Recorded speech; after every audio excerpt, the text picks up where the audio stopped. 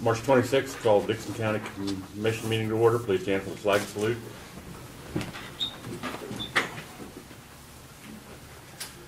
I pledge allegiance to the flag of the United States of America and to the republic for which it stands, one nation, under God, indivisible, with liberty and justice for all.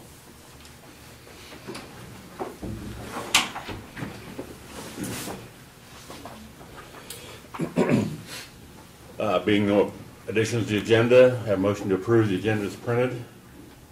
I so move. Here, a second? Second. Moving to second, any discussion? Not all those in favor say aye. Aye. Motion carried. Consent agenda, minutes of the March 19th work session and regular meeting with payroll of $335,369.25, abatements of $102.34, and wire payments of $105,608.51. The abatements, I didn't pass them around. They're landfill, is what that is. It's the landfill sale. I'm sorry, I should have passed those around. Motion to approve the agenda, consent agenda. So moved. Second. Been moved and second. Any other discussion? Not all those in favor say aye. Aye. Aye. Motion carried.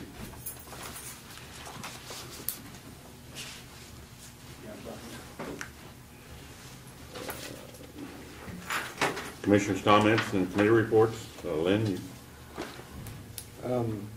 Didn't really have too much, but I will mention all of us attended the township meetings the other evening, and a lot of the people from the township were there, and there were some good discussions and information given at the meeting.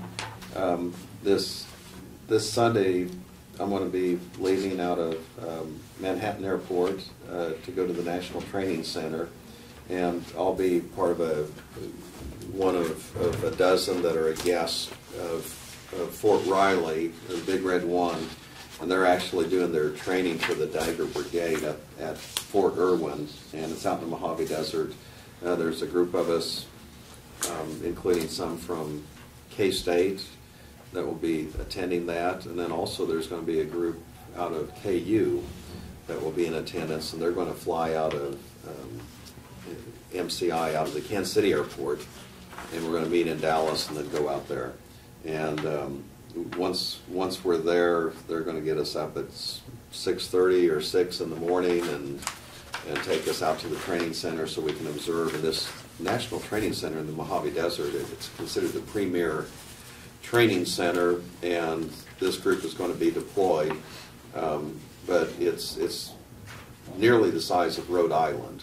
And so they're going to take us around and show us some of the maneuvers that are taking place and some of the preparation that our soldiers have. And this is part of their community partnership that Fort Riley has. And I'll be returning then, I believe 6 o'clock in the morning from Manhattan Airport, and then we'll be returning about 10:30 in the evening on Tuesday. So we'll have a couple days of travel and then one day in particular on the ground. Thank you, Lenny. Laverne? Yeah, we did have our juvenile detention meeting last week, and because of so many board members changed all at once, I'm getting to be one of the seniority on the board, and got elected the vice president. But there's, like Lynn said, the township meeting that we had, I thought was good, and like the breakout sessions and get the input back from the township representatives on that, things that they're concerned about. And I thought Norm did a good job of explaining some of Norm Bowers, the history of roads, which is kind of interesting because when you go back to the early 1900s, it was left up to the townships to maintain the roads, and so it's been quite an involvement of the townships doing it, and then the counties started doing part of it, and then the states started doing some of it in the 1930s. But it just it's kind of surprising that that the townships had that much responsibility back in those days. And so, and it's still an important part of maintaining a lot of rural roads. And also, the Dixon leadership had their program and their banquet last night, and I thought that was good that they had a class this year and had a good class of people involved in that class, so that they got that started again. Like I say, they skipped a few years and didn't have a class, but I was glad to see that they got one started this year again. That's about all I have. Since we're talking about the Township Day, we did completed a survey. 20 of them were returned. We had 45 township officials attending. Some of the issues that they prioritized is money, bridges, narrow, small concrete structures, zoning regulations, housing development was another, gravel quality, the bridge replacements, how we categorize them. Another concern was increasing cost of materials and equipment, just random replacing aging culverts, damaged culvert ends, rising costs, lack of regular grader operators, lack of availability of grader operators.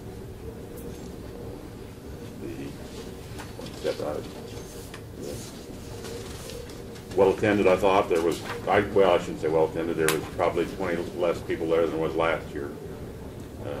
The breakout sessions, I thought, the comments were very good. And the topics they'd like to see for next year is more road work, dealing with local grader ditch maintenance, county and townships working together on some projects and sharing costs, tree removal, which is a big removal or a big problem in townships and bisecting, etc. At our work session this morning, Jeff Sheets was in from the Historical Society, the director down there. They're kicking off a capital campaign to major proportion, about $1.2 million they're hoping to get. And then Bruce Wright came in and as the appraiser and gave an update on his department. Doug, anything from you, Doug? Well, we're working on the tax sale, but we're waiting for the county clerk to get the information from the title company. So it's running later this year than normal, but that's what will be the next thing, and progress will be to begin to move forward with those delinquent taxes. But it's getting late enough now. I'm not sure we're going to get them actual sale much before Christmas. That's what we're looking at. That's all I've got. That it? That all? Okay, I'm sorry, Doug. We will, I am assuming we're all being attending the North Central Kansas Highway officials meeting in Salina next week, Saline County, the first from 9 to 3. I think that's all I had. I did attend the leadership deal. I came in for the luncheon, and then we had the banquet at the Civic Center last night. Craig, I didn't mark it down. Okay. Either you know or probably Brad knows. On the highway meeting for the counties in Salina, where's that going to be at? Oh, at the fairgrounds. At the fairgrounds? Yeah. Okay. It's a 4-H expo center. Center. Oh, okay. Yeah, not the bicentennial, but the building off to the southwest, I believe. Yeah.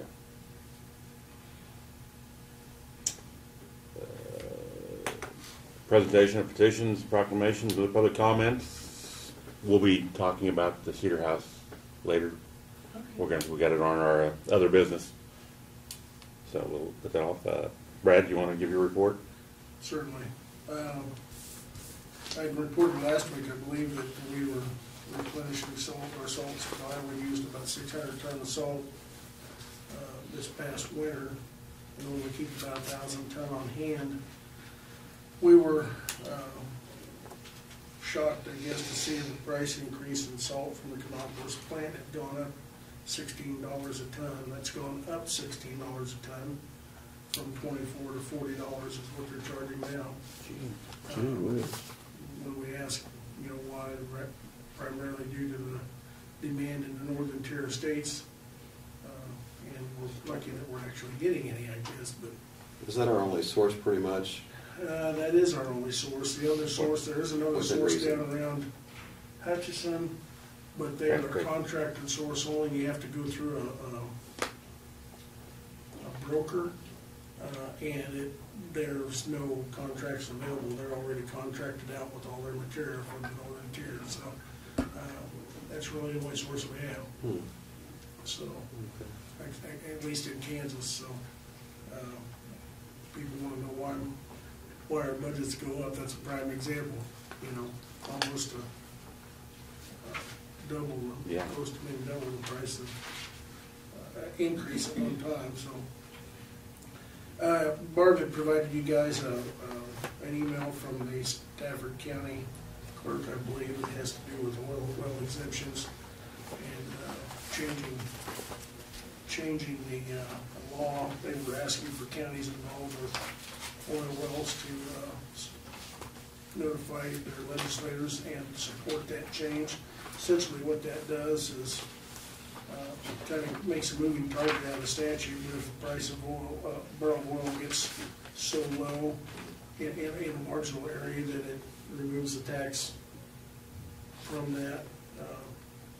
We don't have a lot of southern mineral stuff that we deal with. We did a little bit, but it's very, very minute. We're considered a county that has oil wells, but I can probably count the number of them on one hand that we have. I mean, it's not very many that we have reported, so I don't know whether you guys are inclined to get involved in that or not at this point. But also, the other thing I noted is none of our representatives are on that committee, so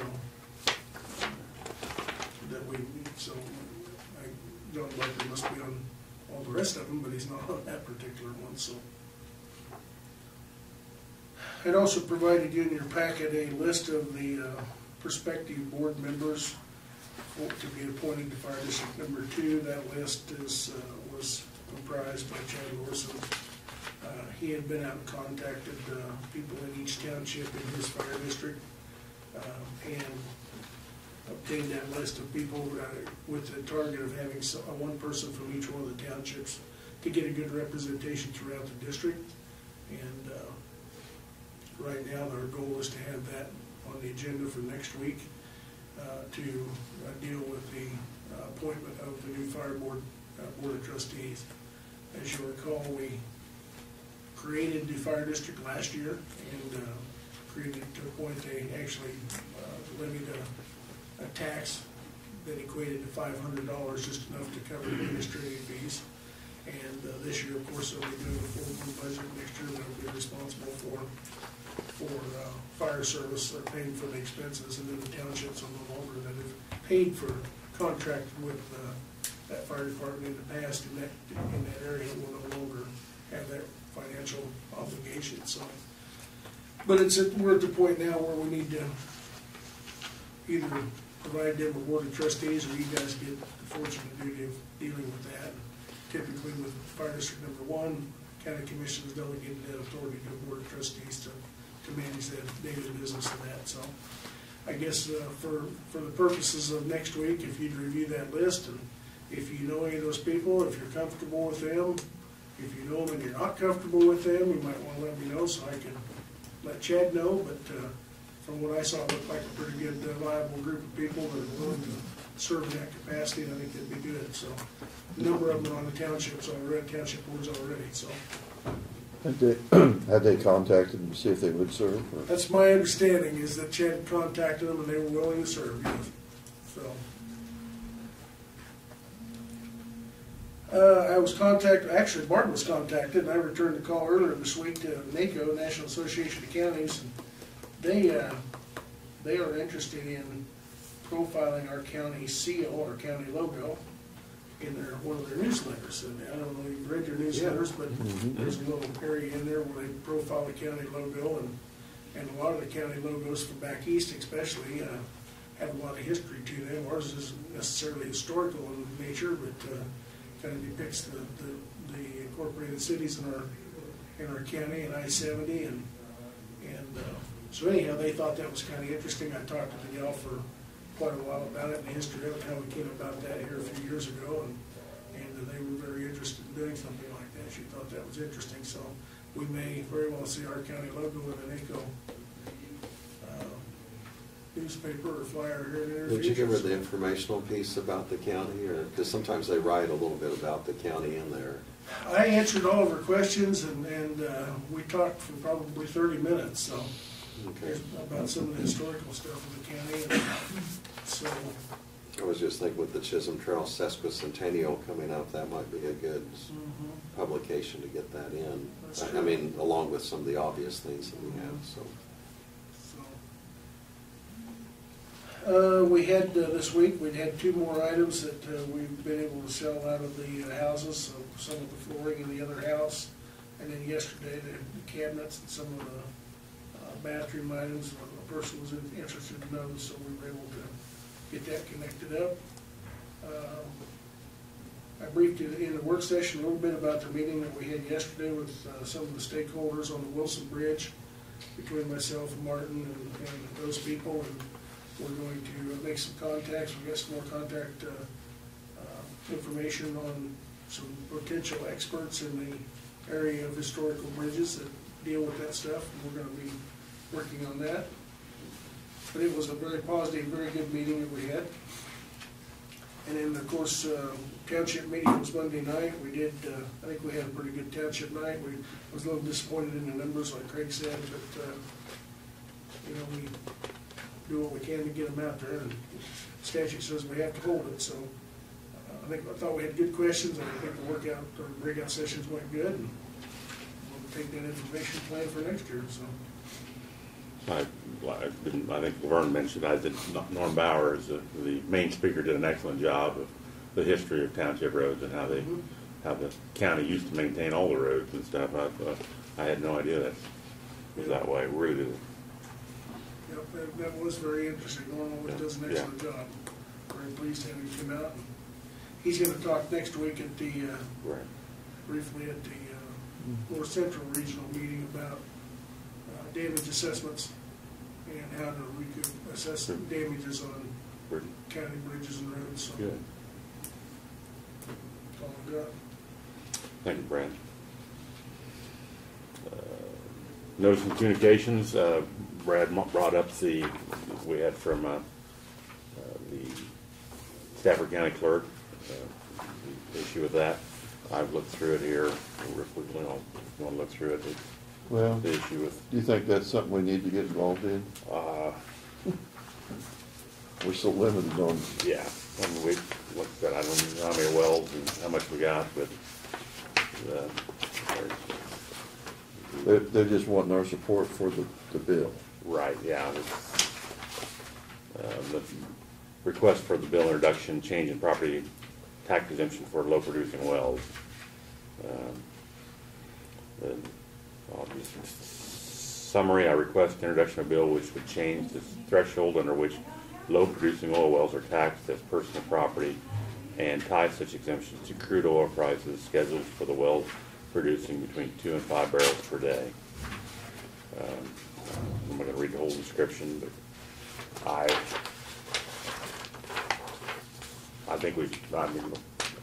would think we should support, because support it, even though we don't have a dog in the hunt, so to speak. But I don't think we have to make a decision today if we want to. Do you know on the state level are they for this passage of this bill, or do you know? I have not heard, and I don't know whether they have someone that's willing to introduce it or not. At our last, at one of our meetings, maybe a year ago, it seems like a group brought that up. I do remember from that. the floor. Yes. And some of the counties that were oil producing weren't even completely in agreement on it, were they? Or was it just Was it pretty much Russell and Barton and Yeah. Stafford, but And there Ellsworth seemed to was be some Ellsworth, I think, issue. was against it, I believe, if I remember right. I guess I kind of question why the county would even be supporting that bill. Because now it's all exempt. Yeah, Oh, it's all exempt. Right. Currently, it Oh, provides a okay. total exemption from personal property tax on any oil well. Okay. That produces fewer than 3 barrels a day. So this would kind of give it a stagger that I see. if the price of oil goes so It's high, yeah. those smaller wells would still be paying some tax. Okay, That's why they're supporting it. I see. Well, we don't have to make a decision on it today, but It could be, we could just ask the KAC for additional information on this. Well- I don't think the state organization has taken a stance on it. yeah. And I suppose if it gets to a point where somebody introduces it, it's a little bit more. Right. Move quick. Yeah, then maybe it would be Right. worth Yeah. sending an email or making a couple phone calls. Yeah, I guess I'd rather know whether KC was supportive of the bill. Okay. We could ask Randall next Yeah, Wednesday too. yeah, he'll be there, yeah. He'll be there giving an update. Introduction of, and consideration of resolution, we have none. Unfinished business, and other business is to consider fund request from Cedar House. Patty, we did have some discussion in our work session about it, and I know you talked to Lynn personally, so you want to, Lynn, kind of what we've kind of decided, or I guess. Sure. Well, I mean, I'll just mention a few of the things that we had discussed, and then there might be questions or other additional comments. And because I'd had a couple of board members, Patty O'Malley, all had stopped by and visited with me, and so had Tim Johnson. And you know, I sense that all of us are, you know, in agreement that it's a very worthy and worthwhile project. And some of the discussion that we had to do that this fund is specific to help groups like this, but then it's the real issue or discussion was pretty much derived to how much of that budget can we take out and how much is sustainable. Now, Brad, you say what was the amount we received last year on this? In 2014, it was 11,749. Okay. And it averaged between 2010 to 2014 in the 10,000 to 11,000 range. One low year in 2012 was 72, almost 7,300. So. And then, would you go ahead and mention just what is what have we currently used those funds for or plan to? We have traditionally, over the last 5 or 6 years, 7 years, have used that primarily for the DARE program expenses, to provide the DARE program in the 5 schools in the county. At the 5th grade level only, that's the only point that we have done it at this point, even though there's a high school curriculum. For whatever reason, the Sheriff's Department has never tackled that one. And then also we have, just in the last few years, we started providing a $500 stipend for support to each one of the 5 school districts upon a request from them for a safe after prom program, which they all 5 have had one that's very successful, and we've promoted that as well to keep kids from going out drinking and doing other things after their prom. So. The discussion that we had on this, there's a couple of things that we're taking into consideration also. There may be opportunity to use some of these funds for a sheriff's vehicle. We're looking into that, especially if it's specific as a DARE vehicle. Is that correct, Brad? Yeah. Correct. And we didn't want to deplete the fund completely, but the $3,500 is a number that we had kind of kicked around back and forth. And I think part of that on the $3,500 also is the fact that there will be consideration, because we have a budget process coming up, you know, to look at that, but we probably need to take a closer look at that fund and, you know, kind of evaluate how these funds are being used. Not just particularly the Cedar House Foundation, but by other groups. And then also this would give us, because this would be the first time we're entering into helping the Cedar House Foundation. It was established in June of 2012 on their report, but this would be the first year that we're helping. It would give us opportunity to kind of have more dialogue with them, but to get some reports and just kind of monitor, you know, how is this going? So, you know, perhaps in 6 months we can, or quarterly or whatever, we can come up with getting additional information. But I mean, it seems like a very worthy program of our support. And I think it's like a lot of things, you'd kind of like to, you know, help as much as you can, but also the fact that we only have 11,000 coming in on an annual basis, and that number could change, adjust upward or downward. That was a little bit of the amount of the discussion, and I don't Yeah, know. so I think you summarized well then.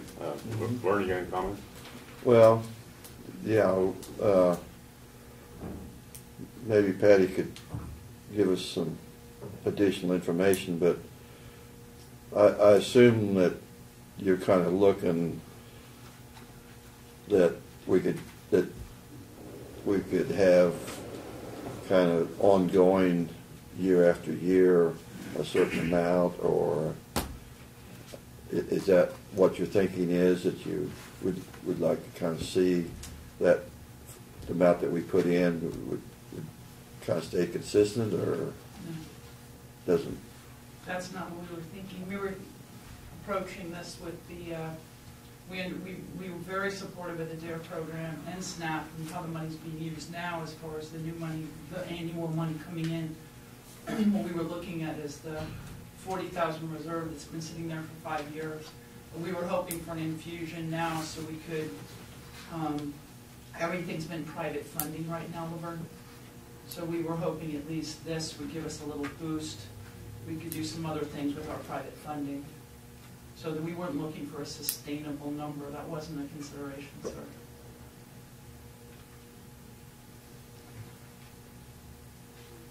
I guess I'm a little confused, you know, what this money would be used for, that you would have an expense just this year and not have it continue the expenses in years following. We'll certainly have continued expenses. And we'll address that as we continue to grow and continue to reach out to the community. For now, we know these funds can't be used for capital expenses, but some of the money we have coming in, we would like to divert some of that money to the capital expenses. A new air conditioner possibly, just even some general repairs, which would allow us to use the funding you would give us, hopefully, for some of our programming. And certainly if you look at what we do as far as even transporting people down to recovery houses, you know, we've listed some of the things we do with our money. We'd like to replenish our library. So really just to switch what our personal funding would go to needed repairs, where we would be able to use the alcohol tax money for programming for this year, basically. It's expanded quicker than we thought, I think, because certainly the cabin group, it seems like if we put a chair down or someone's sitting in it, it's currently 23 women come in there for 2 hours a week. And when they walk into that door, they come in with other needs.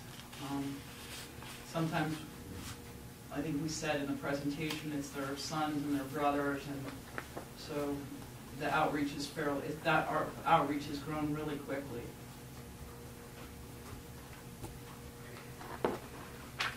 And I think that one also, Laverne, has the biggest impact on the community, and that's where most of our money is being spent right now. Certainly the house itself, the recovery house, is very self-sufficient. It's the outreach that is really costing. I see.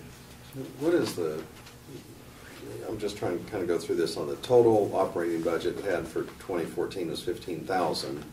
And then this year it's going to be 25,000. So, I mean, would you anticipate you still would have some of the private funds and contributions coming in. I mean, They've actually increased, Lynn. We've had more private donations.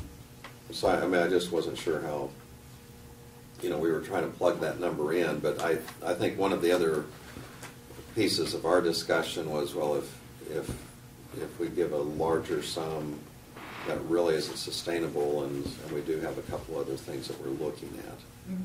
But, The infusion now would be helpful, and as far as coming to the table, next year, we're not looking for a certain number that we're gonna ask for every year. That is not our intent, and it never has been our intent. But as we've grown, there's been more community coming to the table. We've had more expenses, more need. There are more people we can help with this money, with the program. We're just starting to see more need.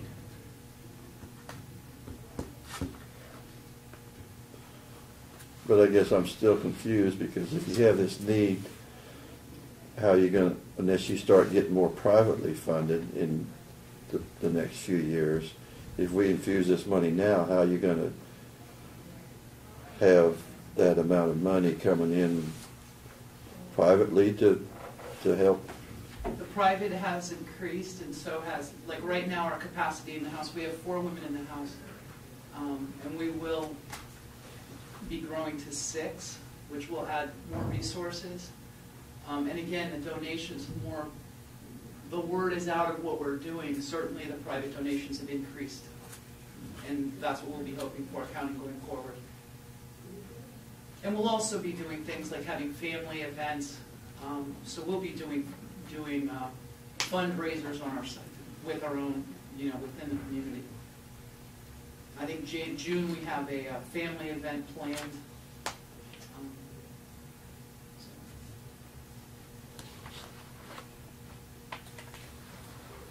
Well, we have 36,000 there, Patty. It's not 40,000. I'm just not comfortable with giving you the 36,000 because we have other expenses out of there. It was my intention, and Lynn, when we talked about it in the work session, is we'd come up with 3,500 now and revisit it in September. And I guess that's where that's what I'm gonna vote. So, because I don't have enough information. I mean, I appreciate but I haven't seen the budget. Not that we need. Well, we need to see it because we're stewards of the taxpayers' money. So that's. And Tim Sure. Johnson did. I hope you. Well, we got the budget there, but it's not broke down. And we'd be more than Yeah. happy Well, to provide anything well, for if you, you- Tim has said. Yeah. Yeah, and Tim did indicate, I mean, the transparency was there, Right. that if we had any questions, and I think it is, when you have some public-private partnerships like this, that's very helpful, and there is definitely a need. And Oh, sure. some of this I look at, this is a first step, and we'll kind of see how it goes. But we aren't. But I think the other part of some of our discussion is let's try to project and look ahead, and I think that's what Laverne was getting at, is that there's certainly will be some needs in the future too, and the more educated we become and more aware of some of your mission and some of the things that you're doing, this would give us more information to evaluate. And so this is kind of a beginning of some dialogue, and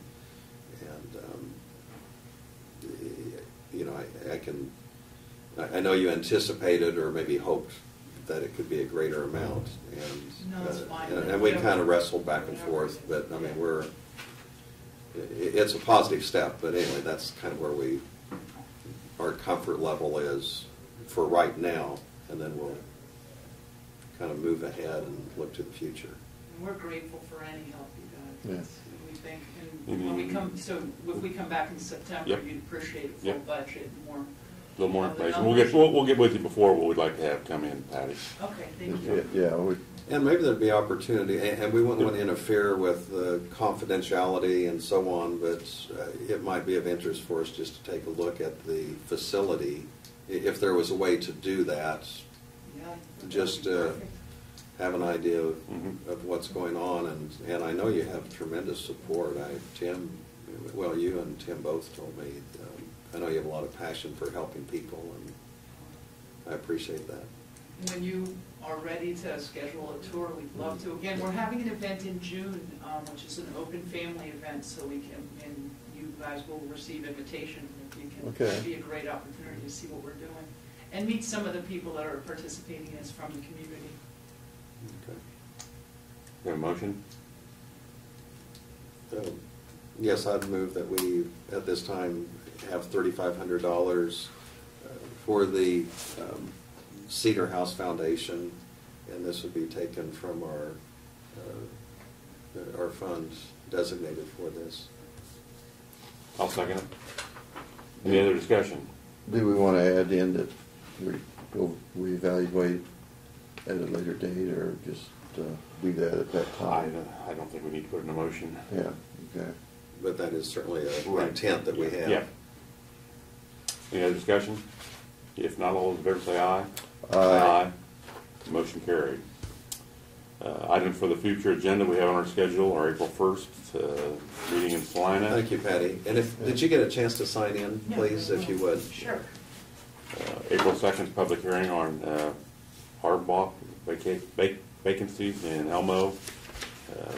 April 2nd is our consideration of appointments to the fire district, and then April 2nd proclamation to recognize April as Sexual Assault Awareness Month.